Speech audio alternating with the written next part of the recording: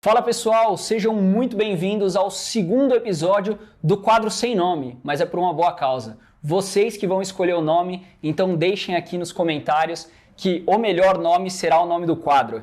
Qual que é a ideia aqui? A gente vai falar dos principais temas que chegam aqui para a Suno Consultoria, mas tratando de casos reais. Então, se você também quiser ter a sua história contada ou se você tem algum desafio na tua carteira, também deixa aqui nos comentários, manda DM lá para o Thiago, entre em contato com o nosso canal de atendimento, que algumas dessas histórias vão ser selecionadas e a gente vai tratar aqui de temas. No episódio 1, a gente falou de liquidez. E hoje eu estou aqui com o Thiago Reis, fundador da Suno, e com o Juan, consultor aqui da Suno Consultoria, e a gente vai falar de um tema que talvez seja ainda mais polêmico do que o do primeiro episódio, que é basicamente por que investir em renda variável com a Selic em 2 dígitos, com a Selic lá em cima. Esse é um tema bem desafiador e muito comum. Muita gente prefere ficar na renda fixa. Eu, particularmente, tenho uma opinião um pouco diferente, mas eu quero ouvir primeiro a opinião dos dois. Tiagão, vale a pena investir em bolsa de valores com a Selic em 2 dígitos? A resposta é depende. Depende do múltiplo que está sendo negociado. Primeiro que a Selic, ela não necessariamente determina os juros de longo prazo. O que eu recomendo para quem está nos acompanhando aqui é acompanhar os juros de longo prazo e assim comparar com as alternativas de renda variável. As pessoas falam, nossa, mas com juros a 15 não vale a pena. Depende, porque se as ações estiverem num múltiplo muito barato, o que isso significa? Que existe um retorno implícito potencialmente alto. Eu já vi empresas que negociavam 3, 4 vezes lucro, que distribuíam praticamente a totalidade dos seus lucros na forma de dividendos e nem precisava o múltiplo aumentar, bastava que o lucro se mantivesse constante. E para várias dessas empresas aconteceu durante um tempo, como a Eternit, como Souza Cruz, o múltiplo dessas empresas não precisou aumentar. Elas estavam num múltiplo tão baixo e remunerando tanto na forma de dividendos seus acionistas que nem foi preciso a ação se valorizar. Elas eram empresas que chegavam a distribuir 25%, 30% ao ano de dividendo. Isso já aconteceu, pessoal. E foi um bom negócio mesmo os juros estando alto no passado. Então, muito é relativo. Qual que é o múltiplo que você está pagando? Porque quando você está comprando uma ação, esta ação deveria valer o fluxo futuro trazido ao valor presente. Se o mercado está descontando muito, talvez seja um bom negócio. Na minha opinião, é isso que as pessoas deveriam analisar. E assim comparar com os juros de longo prazo, não necessariamente com a Selic, que é só uma fotografia, mas com uma NTNB ou juros futuros que muitas vezes as pessoas não debatem tanto. Aparece mais no Jornal Nacional a taxa Selic, que subiu 0,5%, 1%, mas o que importa para o investidor de longo prazo, que é quem a gente costuma atender aqui, é os juros de longo prazo. Mas eu queria ouvir aqui a opinião do Juan, que tem esse rosto jovem, mas é um dos consultores mais antigos do Brasil, né, Juan? Estou nesse mercado faz tempo e corroborando um pouco o que você falou, olhando além das ações e de como a gente pode chegar, na minha visão é que você pode tomar decisões ruins em ações ou em renda fixa. Bem. Então, fazer investimentos ruins, ele pode acontecer se você não estudar e se você tomar decisões erradas. Então, no final do dia, a Selic, ela importa, e o Thiago comentou dos múltiplos e tudo mais, mas se você está investindo mal, você vai investir mal em ações, você vai investir mal em renda fixa, então a Selic pode estar a 3 dígitos que a sua carteira vai mal. E tem um ponto que é interessante, que eu acho que é difícil das pessoas perceberem, que é essa correlação, de certa forma, que existe com juros e com o preço das ações. Querendo ou não, o mercado que forma o preço na renda variável é oferta e demanda. Quantas pessoas estão dispostas a pagar. E o que acontece muitas vezes? Tem uma coisa do ser humano que eu acho que é natural para todo mundo, que é o medo de você perder essas oportunidades ou ficar de fora. O ser humano, querendo ou não, ele é um ser social e você nunca gosta de ficar de fora daquela oportunidade. E aí o que acontece? Quando a renda fixa começa a pagar bem, as pessoas acabam vendendo a sua renda variável e indo para a renda fixa com medo de perder dinheiro ou com medo de perder essa oportunidade de ter aquele 1% ao mês ou algo próximo disso. E conforme as pessoas vendem os ativos de renda variável, isso gera uma pressão vendedora que vai jogando os preços lá para baixo. E aí acontece justamente o que o Thiago falou, os múltiplos de negociação ou o retorno implícito naquele investimento aumenta muito. O múltiplo cai, e o retorno aumenta. Então você consegue, às vezes, ter investimentos em renda variável em momentos de Selic alto ou em momentos de juros altos que são muito atraentes. É nesse momento que ninguém quer a renda variável, talvez que as melhores oportunidades surjam.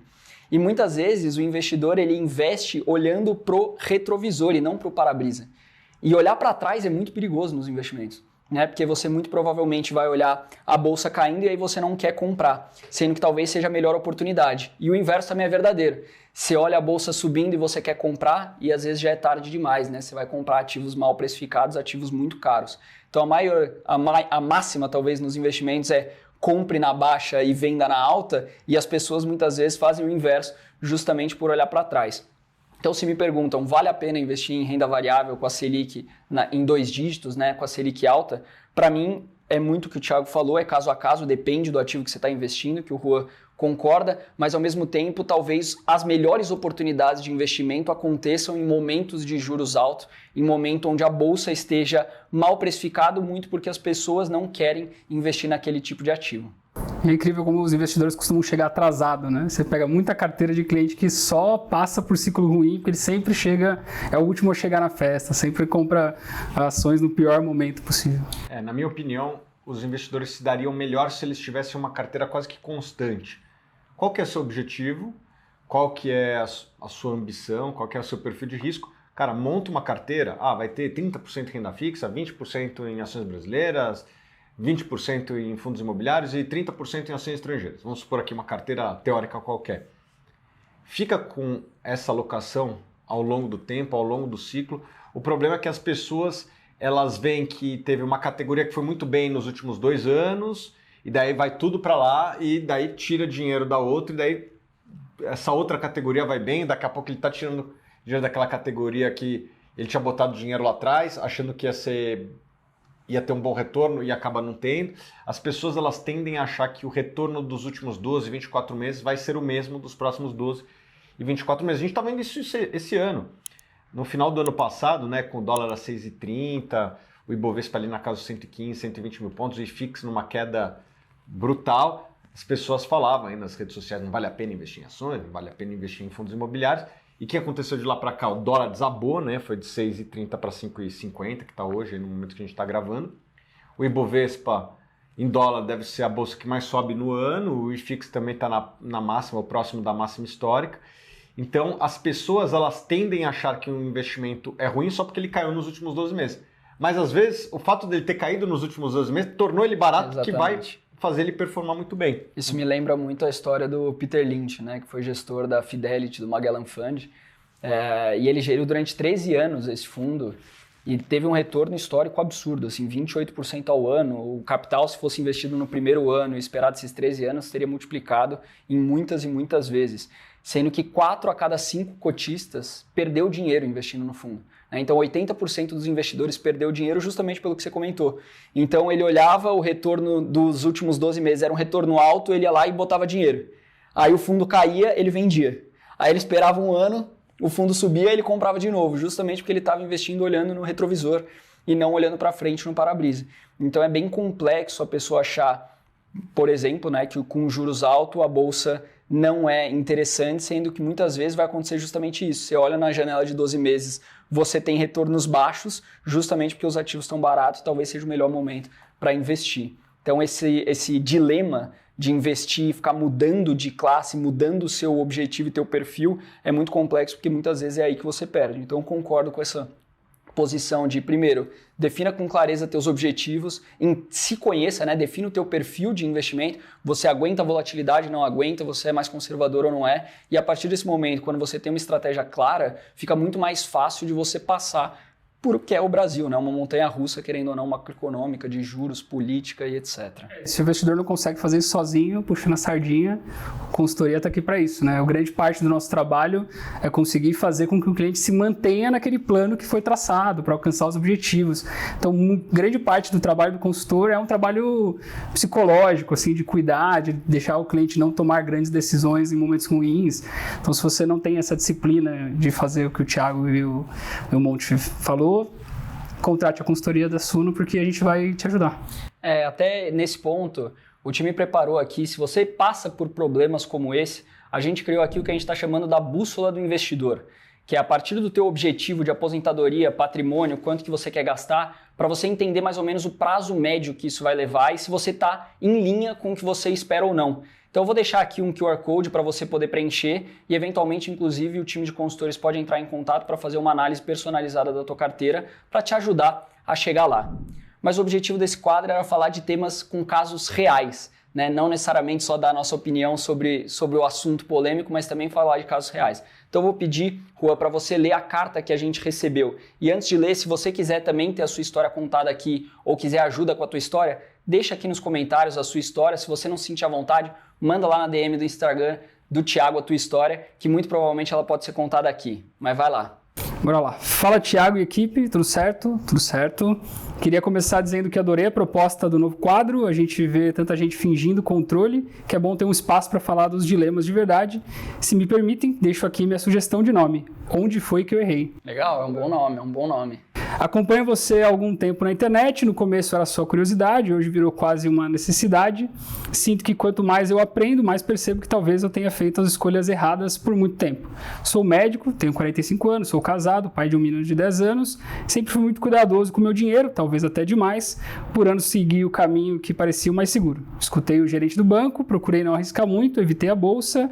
Resultado, hoje tenho cerca de 2,8 milhões, 70% em renda fixa, 15% em multimercado, 10% em FIIs e 5% em ações. Mas de um tempo para cá, tem algo me incomodando. Comecei a acompanhar seus conteúdos e quanto mais eu entendo sobre alocação, ciclos, geração de patrimônio a longo prazo, mais bate aquela sensação de que eu posso estar andando de freio puxado. Parece que está mesmo. Não é que eu queira virar um investidor arrojado do dia para a noite, mas e se essa postura conservadora estiver me custando mais do que eu imaginava? A dúvida é simples, mas pesada. Como buscar mais crescimento sem abandonar a segurança que me trouxe até aqui? Abraço e obrigado por abrir espaço para quem ainda está tentando aprender a investir com clareza e coragem. A dúvida é... Primeiro, acho que o ponto é os clientes acham que vão virar arrojados da noite para o dia, né? Eu gostaria de saber qual é essa transformação. E o principal ponto, como é que ele faz para mudar essa postura? Bom, ele tem uma carteira bastante concentrada na renda fixa, que neste momento no Brasil até que remunera bem. Não dá para dizer que fez um mau negócio aí nos últimos, 2, 3 anos. Agora, não necessariamente essa renda fixa vai ficar nesse patamar para sempre. Ele tem que estar preparado para poder tomar um pouquinho mais de risco e, consequentemente, mais volatilidade. Ele precisa lidar com isso e antes de tudo, né, Juan, fazer um estudo de como a carteira dele se comportaria numa crise que acontece aí nos últimos 15 anos, eu lembro, 20 anos eu lembro de 3 intensas, né? 2008, 2015, 2020 ali no Covid, que teve vários circuit breakers. E com isso, várias ações de empresas boas caíram 40%, 50%. Nem todo mundo tem estômago para isso e crises vão acontecer. A gente às vezes não sabe da onde. Várias dessas daí eram imprevisíveis, né? A última foi o vírus de uma cidade na China que ninguém nunca ouviu falar. Essas coisas acontecem e mudam a história e, obviamente, causam um impacto também nos mercados com quedas fortes. O que eu recomendo? Fazer simulações de como sua carteira performaria nesses momentos de crise para ver o quanto que você tolera. Thiago, não aguento mais do que 20% de queda. Tá bom, vamos tentar construir uma carteira com base nisso. Ainda assim, dá para aumentar a exposição buscando ativos com baixa correlação. A gente sabe que, por exemplo, ações brasileiras têm uma correlação negativa com ações estrangeiras. Por quê? O que acontece quando tem uma crise no Brasil? A bolsa cai e o dólar sobe. A gente viu isso no ano passado, né? O dólar passou ali, principalmente no final do ano, por uma desvalorização expressiva, foi de 5,40 para 6,30. Todo mundo lembra, né? É recente. E a bolsa também caiu. Quem tinha patrimônio em dólar, né, ações americanas, nem sentiu. Eu sei que tem vários clientes da consultoria que têm muito patrimônio no exterior. E beleza, o cara perdeu um pouquinho no Brasil, porque estava perdendo valorização mesmo, só que lá fora mais do que compensou. Então, naqueles dias que o dólar subia 3%, 4%, o patrimônio dele lá fora estava valorizando em reais 3%, 4%, estava perdendo um pouco aqui, mas ali estava bem suavizado o patrimônio dele. Então, o que eu sugiro é que ele aumente um pouquinho a renda variável, mas buscando ativos que tenham uma baixa correlação entre si. Fazendo isso, ele consegue capturar o valor que a renda variável cria ao longo do tempo. Em todos os mercados, inclusive no Brasil, a renda variável cria valor. ou seja, ela performa melhor que a renda fixa. No Brasil também, tá, pessoal? Às vezes as pessoas se esquecem, mas o Brasil teve 8 eventos de crédito com a sua dívida pública ao longo dos últimos 200 anos, ou seja, uma vez a cada 25 anos. É que faz mais de 25 anos e as pessoas acham que nunca mais vai acontecer. Mas, assim, as contas públicas não estão tão bem, a dívida pública está crescendo. Se nada for feito, e a gente torce para que em algum momento seja feito, mas se nada for feito, é inevitável. Se a dívida está crescendo, tem uma hora que... não dá para pagar. Não dá para pagar. E daí, na hora que não dá para pagar, o que acontece com quem investiu em renda fixa? Se dá mal. Óbvio que dá para corrigir a rota, esperamos que a responsabilidade fiscal venha, mas se ela não vir, é isso que nos espera. Isso já aconteceu no nosso passado, então não é que não tem histórico, é que a gente não viu nas nossas vidas, né? Quando aconteceu isso, a gente era muito novo, muitos que estão nos acompanhando aqui também não viram, mas se vocês forem procurar aí no ChatGPT ou nos livros de história, vocês vão ver que já aconteceu eventos de crédito, não só no Brasil, como nos nossos vizinhos também. Argentina, Venezuela, todos os nossos vizinhos aí já passaram por eventos desses. E óbvio que isso aí tem um impacto na renda fixa. Na hora que você vê o histórico das ações brasileiras e compara com a renda fixa e leva em consideração esses eventos, vocês vão ver que as ações brasileiras performaram melhor que a renda fixa também. E a renda variável brasileira performou muito bem, inclusive na hora que a gente compara com outros países do mundo. Foi uma das bolsas que mais valorizou. O Ibovespa ele nasce lá em 1968 e na hora que a gente dolariza ele, porque mudou muitas moedas ao longo dessa jornada, né? Desde 68 para cá, cruzeiro, cruzado, plano real, e o ideal seria você comparar banana com banana, então vamos dolarizar e comparar com ativo em dólar. E você vai ver que a Bolsa Brasileira de 68 para cá, ela teve um retorno que foi um dos melhores do mundo, com uma importante lembrança aqui, teve mais volatilidade também. O Brasil é um país um pouco mais arriscado, é natural que tenha mais volatilidade aqui do que na Alemanha, na Suíça, nos Estados Unidos. Então, aqui teve um retorno que foi bom. Agora, o ideal é que você combine esse retorno superior da renda variável investindo em mercados que têm uma correlação mais baixa. Então, vai buscar ação no exterior, em outros países. Isso aí ajuda a dar uma diversificação boa para sua carteira, porque são ativos com menos correlação entre si. Então, quando um for bem, outro vai mal e vice-versa. É o que está acontecendo esse ano, inclusive, com o Brasil. O Brasil, em dólares, é um dos melhores países do mundo nesse ano de 2025. Enquanto os Estados Unidos não está tão bem assim, em dólar, né? Ou em real, porque o dólar saiu de 6,30 para 5,50, o real se valorizou. Quem tinha investimentos em dólar este ano não está indo tão bem. Quem tinha em reais está indo bem. Então, quando você tem um pezinho em cada canoa, uma não vai tão bem, a outra vai bem, e com isso você tem uma carteira muito mais suave em termos de volatilidade ao longo do tempo. Eu concordo com tudo que foi dito. Mas pode discordar também. Não, mas eu vou adicionar alguns pontos, né? O primeiro ponto é a idade e a fase, né? Ele citou 45 anos e um filho de 10 anos. Então, acho que está num momento que, assim, se tudo der relativamente certo, ainda vai ter uns 15 anos de despesa para pagar. Então, eu imagino que você não pretende se aposentar ainda nessa janela. O que significa que você vai ter um fluxo de caixa. Você disse que é médico, imagino que também pelo acúmulo de patrimônio que você teve, que você tem algum fluxo de caixa. Isso permite aportes ao longo dessa janela de pelo menos aí 15 anos. Então, dá para você ir corrigindo a rota também sem essa necessidade de virar um investidor arrojado da noite para o dia. Então, você consegue, com alguns ativos que eu imagino que sejam mais líquidos, por exemplo, os fundos multimercado, já fazer algumas alterações e você consegue ir construindo ao longo dessa janela, próxima década, 2 décadas, uma carteira que é um pouco mais resiliente em momentos que não são tão favoráveis. Hoje a gente vive, né, nos últimos anos, um momento favorável para a renda fixa, mas isso não necessariamente vai se perpetuar em ciclos de décadas, né? Então, eu concordo com o Thiago dessa diversificação e eu iria tanto para a renda variável internacional, que sente falta no teu portfólio, quanto em ativos que constroem renda passiva no próprio Brasil. E tem um conceito que muita gente talvez interprete mal, que é renda variável é mais arriscado, ou renda variável exige um perfil mais arrojado. E não necessariamente. Você tem renda fixa arriscada e você tem renda variável com baixo risco, né? Se você investe em grandes bancos que têm aí 100 anos, 200 anos de história, ou em companhias elétricas que são concessionárias, que enfim, tem um balanço sólido, tem uma previsibilidade de fluxo de caixa muito grande, por mais que tenha volatilidade porque é um ativo listado, a renda fixa também tem, né? Na marcação na curva você também vai ter volatilidade. Então não necessariamente renda variável é arriscado. E aí a minha sugestão seria, aumente a participação em renda variável, principalmente em ativos de baixo risco, que são ativos mais maduros e voltados para a construção de renda passiva.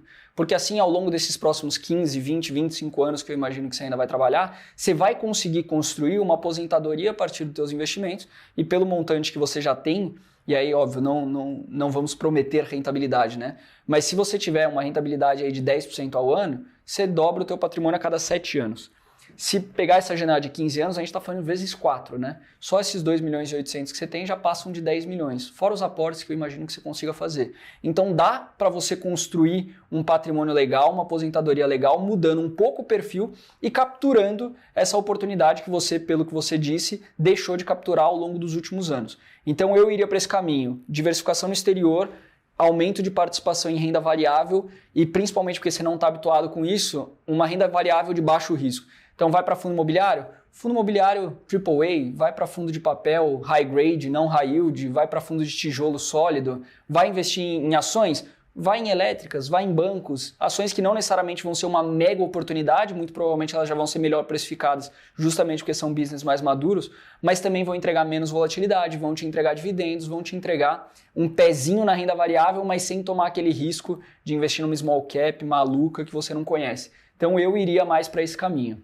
Vocês comentaram, acho que muito bem, essa noção de tempo que às vezes o investidor não tem, né? Então o cara se enxerga com 45 anos como se ele estivesse muito atrasado, que tarde demais, perdi a oportunidade da minha vida de acumular patrimônio. E então acho que essa pontuação de o tempo que ele tem ainda para acumular capital, ela é muito importante.